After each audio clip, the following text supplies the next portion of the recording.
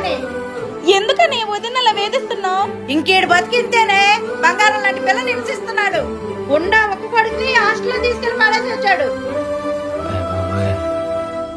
ఏంటి నేనెంత దుర్మార్గుండంటావా?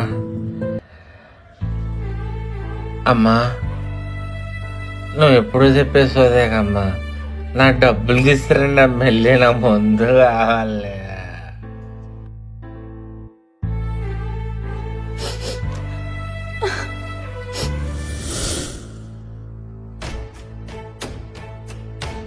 ఏంటండి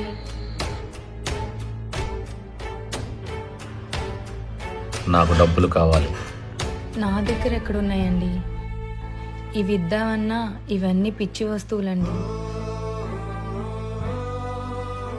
ఇళ్లలో పనులు చేయడానికి వెళ్తున్నావు కదా, అక్కడ ఎవడో ఇవ్వట్లేదా?